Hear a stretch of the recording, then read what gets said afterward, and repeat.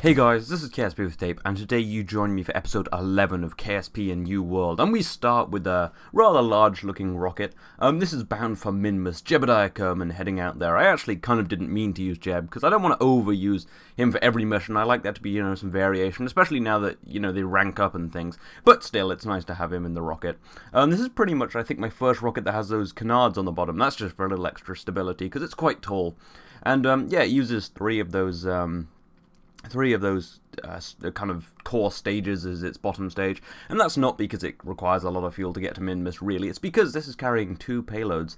I am starting to make use of a multi-payload system, as it is a good way to save money, because you don't have to buy as many engines, although probably not such the case in this, well, probably not so much in this case, because this is a much bigger rocket than I would usually use, but still, I do quite like it. It's quite a nice way of doing things, but hopefully I'll have some bigger parts pretty soon. But anyway, now let's just boost our way onto Minmus, and you can see below the lander there is a payload, and that is the satellite we're putting in orbit, because I thought I might as well kill two birds with one stone, especially because I'm trying to, trying to get a new science center, which I will be doing this episode. Dun dun dun. I don't know why dun dun dun. I meant some dramatic music, not scary music.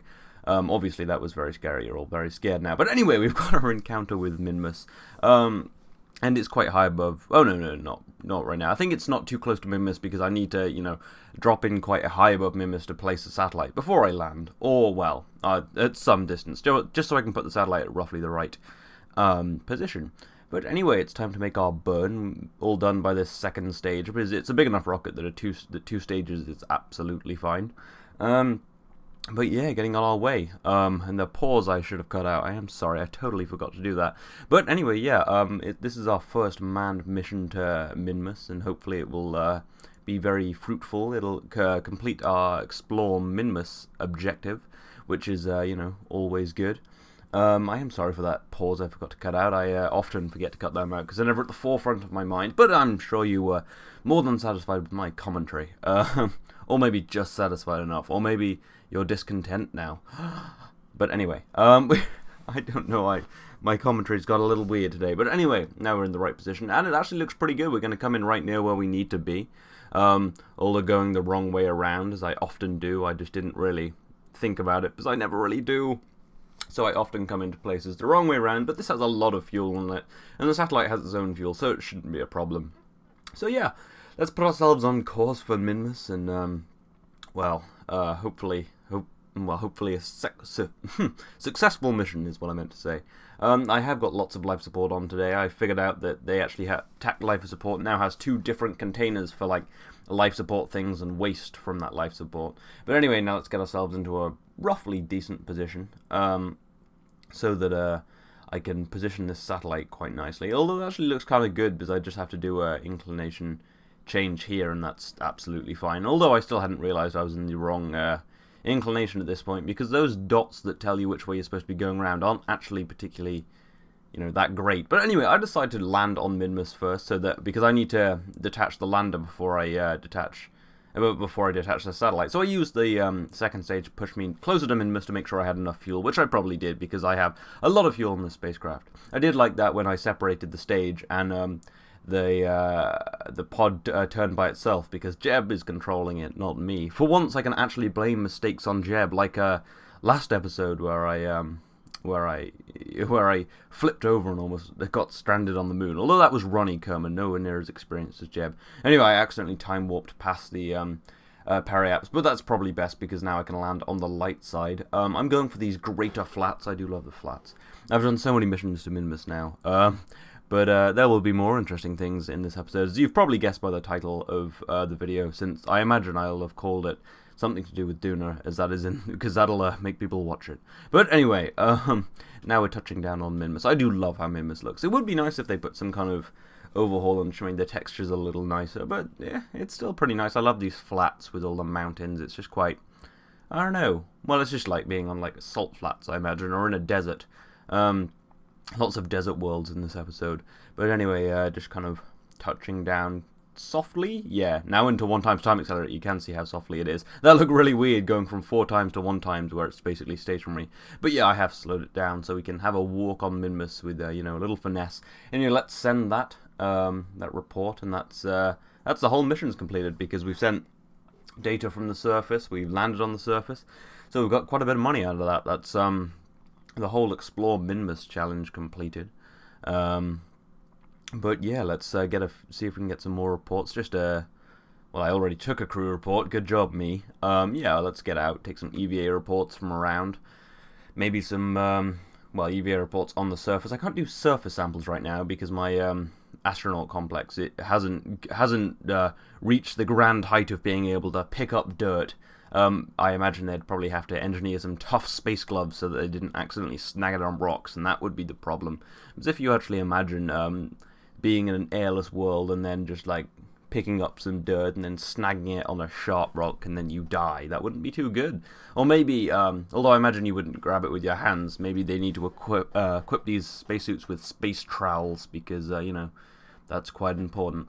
Anyway, I've put that flag out, but I have no idea where I landed at this point, so I'll just take it down and review my report, and it looks like we've landed in the Greater Flats, so that's what I will put on the flag.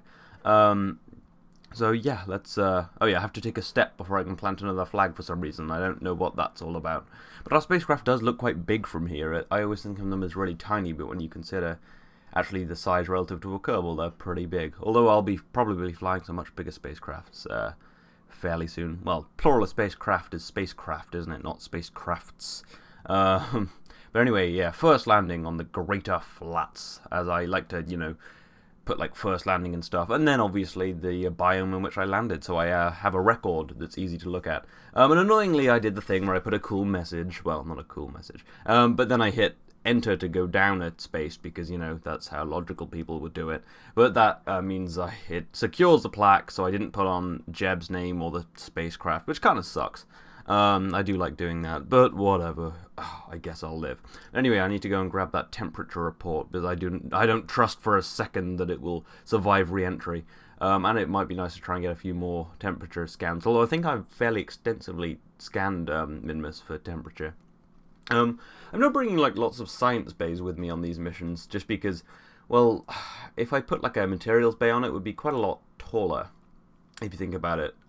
So that would be quite difficult, and because I can't really put just mystery goo all over it, because I'm bound by the kind of the size of my fairings. But hopefully I'll get some bigger fairings by the end of this episode, so that we can start doing some more ambitious missions, although they will have to pay quite well, because big rockets cost a lot of money. Anyway, let's not skip ahead, let's go back to orbit and go and see our satellite, and into 4 times time accelerate, because this is just a bit of orbital maneuvers. Anyway, we need to put it in the right direction, and it's about this time I realise I'm pointing in the exact wrong direction. So I need to do a rather hefty inclination change, but it's fine, because Minmus's gravity is relatively low, and we have a lot of fuel, and we're very high up, so it's not too heavy a maneuver. I don't think I even used the probe's own fuel on this, but so yeah, I always include like way too much fuel for the probes, just because like well, I don't want them to get stuck, but it's a waste of money really. But I think one day when my save file's massive and I need to get rid of some things, it might be nice to have some fuel so I can deorbit them. Obviously I could just delete them, but that's no fun.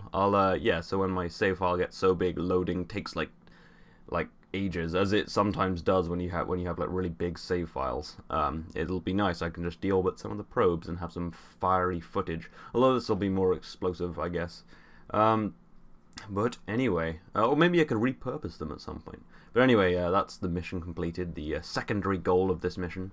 I do like secondary payload things. I might actually develop a secondary payload system like SpaceX's, which is a small engine and fuel tank on the second stage of the rocket, which I think separates and takes their secondary payloads places.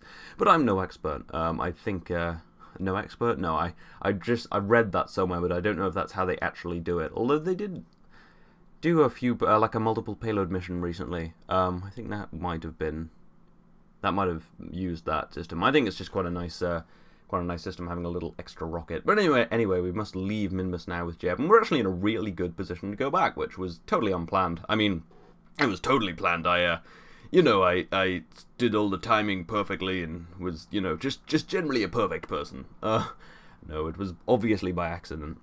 But yeah, talking of SpaceX, they have another ISS launch coming up in a while, and because it's an ISS launch, I assume they'll be going for another landing of the second stage, but I'm not entirely sure. I've actually kind of heard mention that they might not be attempting it this time. I'm not fully sure why.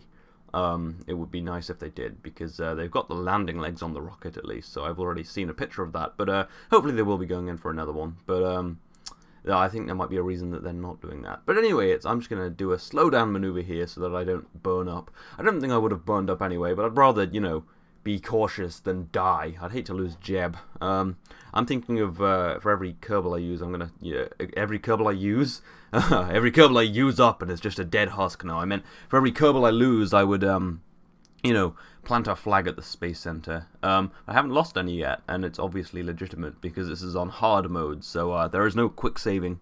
No, there is quick saving. I quick save all the time.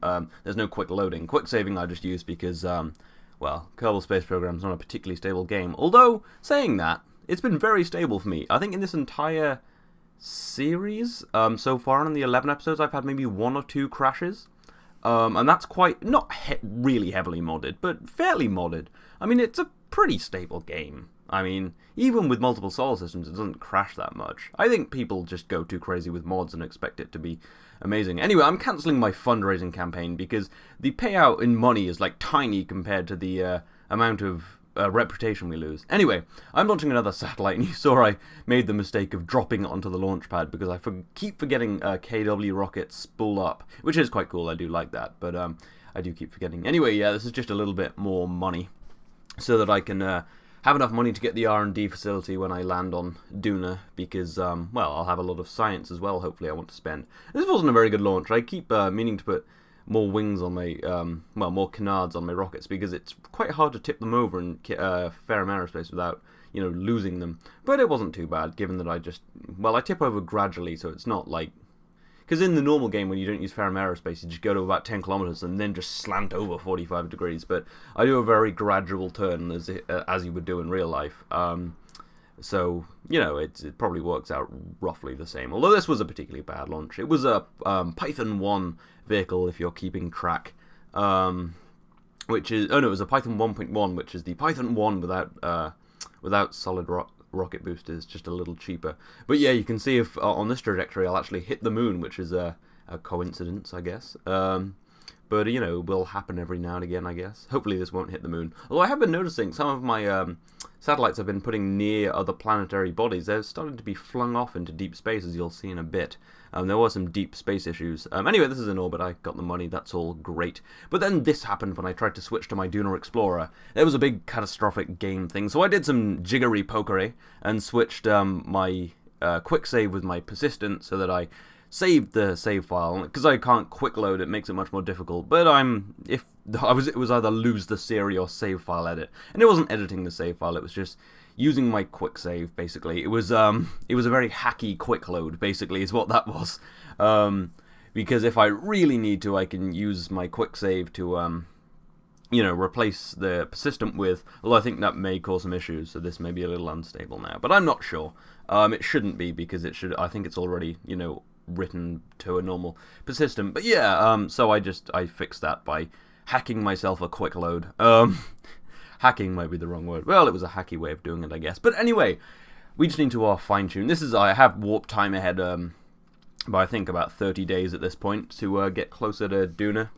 And I thought I might as well just go for it now, because I'm not doing that thing that I did in Solar Civilization where I like do a launch like every 7 days, because then nothing ever gets anywhere. So yeah, and considering I'm doing a lot of dual stuff, I'm throwing away with that. But I did do a few missions while this was transiting to Duna, but I'm not taking time into too much account right now, because, you know, that was what I did in the old series. This is a new series, it's a different thing. But we can see Duna down there, it looks beautiful. And our first bit of science transmitted from Duna. So yeah, we just send that on its way and we'll get our mission done. However, because I was time warping and not paying attention to a few things, I have failed my first mission. I've lost 64, is that 64? 69,000, I think that says, low blurry thing, and lost a bunch of reputation. I just wasn't paying attention to that, and that didn't have a very long duration on it, so we did indeed lose that. So that will set us back a little way, but it should be fine. I mean, we're about to get paid, hopefully, a load of money for completing the exploration of Duna mission, which is what this is, because it has a lander, it has a science bay, it has everything it needs.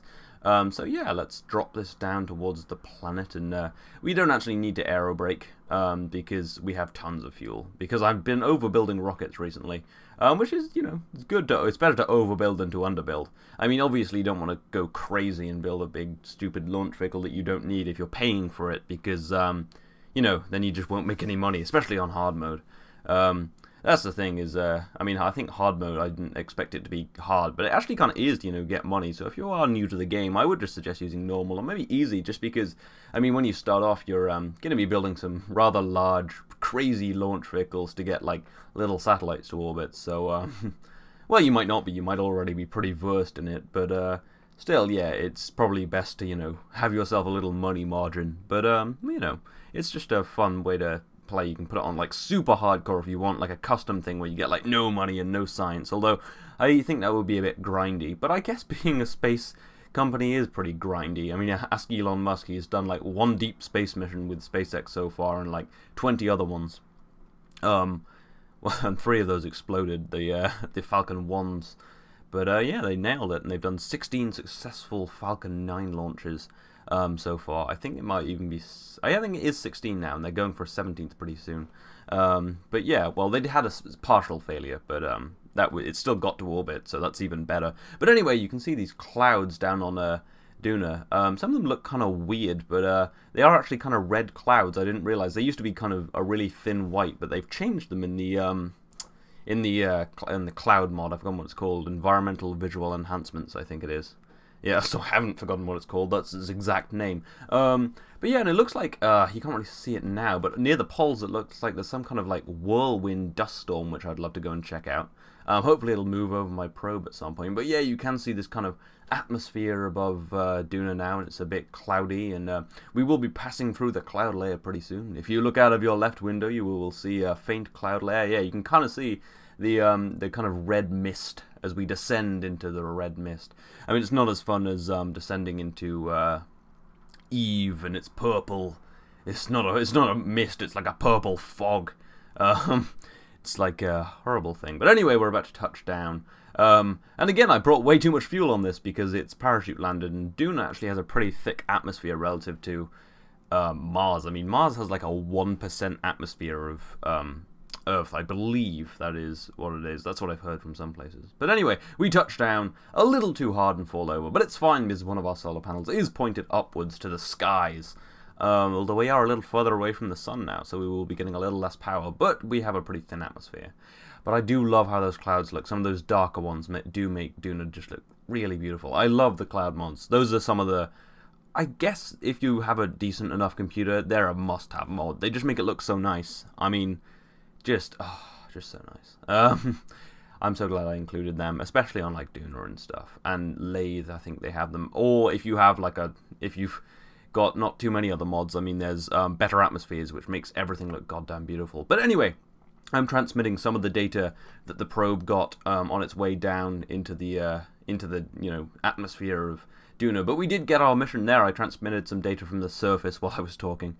So we have completed our mission, which is good, but we do have more experiments to do. But yeah, you probably saw at that 4 times time accelerate dash. You may have even caught me getting a few reports on the way down, because I had an extra mystery goo unit and an extra, well, not an extra thermometer, because you can use the thermometer as much as you want. But yeah, that's all good. We got some good reports, and now we're getting some stuff from the surface.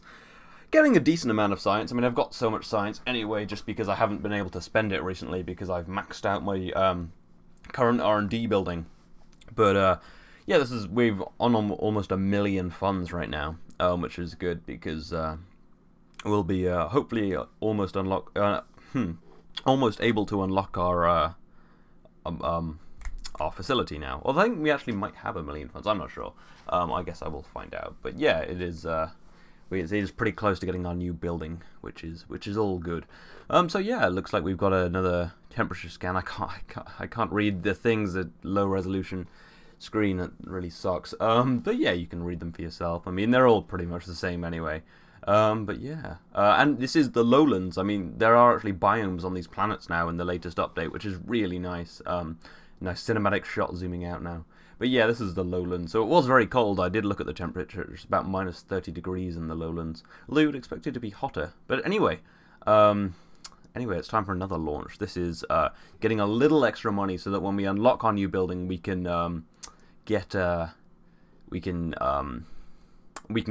actually buy some stuff. Anyway, detaching those solids. Those solids are on here on this Python 1 because we need them, because this is a multi-payload launch. I thought this was actually quite cool. I haven't done one of these that wasn't like just satellites before. This is 2 satellites going to orbit. I thought it was quite a cool mission, even though it's like, you know, just satellites again. But I thought I might as well do 2, because first off, more money, and second off, it's more interesting, because, you know, you're going to get a little bored if you're just watching me do the exact same thing every time. So yeah, I did leave the solid rocket boosters on there. Not that I really needed them, but just to be safe.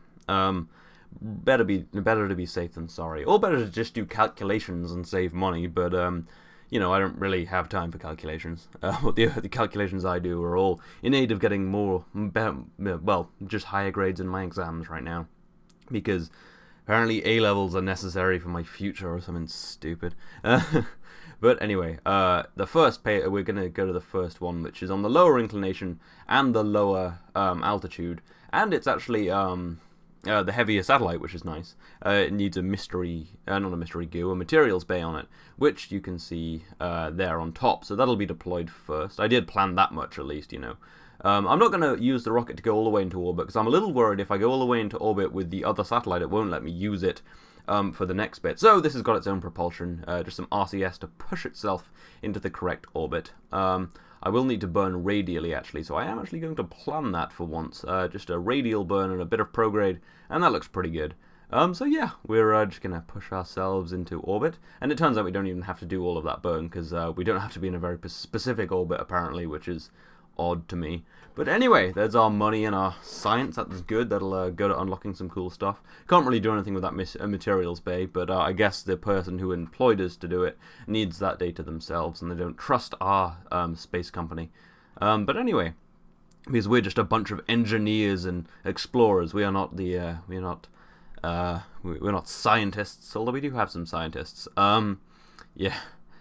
I guess I was thinking today about explorers and how explorers are kind of hindered by, well, not hindered, I mean, an explorer can only go as far as their engineers will allow, I guess, because, I mean, explorers are great, but we couldn't have gone to, say, the moon without the Saturn V and the LEM and stuff, and we couldn't have, you know, gone from Britain to America without big old boats. So yeah, that was me being philosophical about explorers today. But anyway, we got that as well, our little extra bit of science. And this fuel tank, again, is fairly pointless, but it can deorbit it itself. Anyway, let's get ourselves our new R&D center and get those launch clamps back. A little extra money. So yeah, well, okay, don't left-click on it. Right-click on it. Let's update this. We've got a lot of science to spend. And yeah, that's a lot of money, but I'm glad we spent it. And we still got 130 grand because I did a few more missions, which you saw there. And I'm going to want heavier rocketry. I cut through these bits a little just to show you what I unlocked because, well, I'm not very decisive. It takes me a long time to pick anything. So yeah, I'm going heavier rocketry. I'm going, like, things I can use to build stations, like docking ports and, you know, crew tanks. I'm going for better solar panels and stuff.